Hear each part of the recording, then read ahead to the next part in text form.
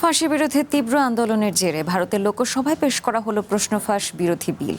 সোমবার লোকসভা অধিবেশনে সংশোধনী বিলটির খসড়া উত্থাপন করেন কেন্দ্রীয় মন্ত্রী জিতেন্দ্র সিং। তবে বিল পেশের পর বিরোধীদের হট্টগোলের কারণে মুলতবি করা হয় অধিবেশন। এদিকে শনিবারে বিহার বনধ কর্মসূচিতে AK-47 দিয়ে আন্দোলনকারীদের ওপর গুলি চালানোর অভিযোগে এক পুলিশ সদস্যকে বরখাস্ত করা হয়েছে। পুলিশের বল প্রয়োগের প্রতিবাদে সোমবার সকাল থেকেই সংসদ ভবনের প্রবেশদ্বারের সামনে অবস্থান করে স্লোগান দিতে থাকেন বিরোধীরা। প্রশ্ন ফাঁসের বিরুদ্ধে টানা ৩৭ দিনের বিক্ষোভের পর ভারতের জেনজি আন্দোলনকারীদের সব দাবি মেনে নেয় কেন্দ্রীয় সরকার।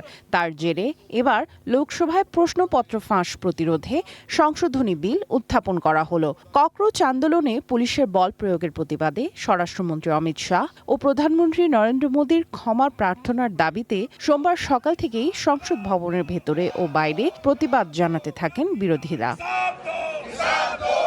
লোকসভা অধিবেশন শুরুর পরও বিরোধীদের স্লোগান অব্যাহত থাকে।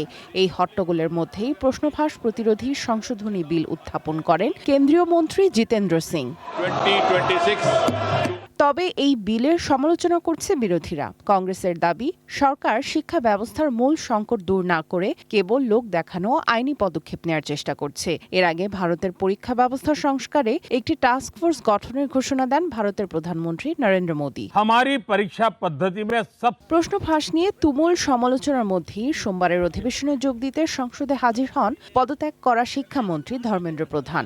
এ সময় বিজেপি নেতৃত্বাধীন এনডিএ জোটের সংসদ সদস্যরা ধর্মেন্দ্র প্রধান জিন্দাবাদ স্লোগান এবং উত্তরীয় ও ঐতিহ্যবাহী টুপি পরিয়ে তাকে বরণ করে নেন। সংসদে তাঁর এই অভ্যর্থনারও তীব্র নিন্দা জানিয়েছে কংগ্রেস।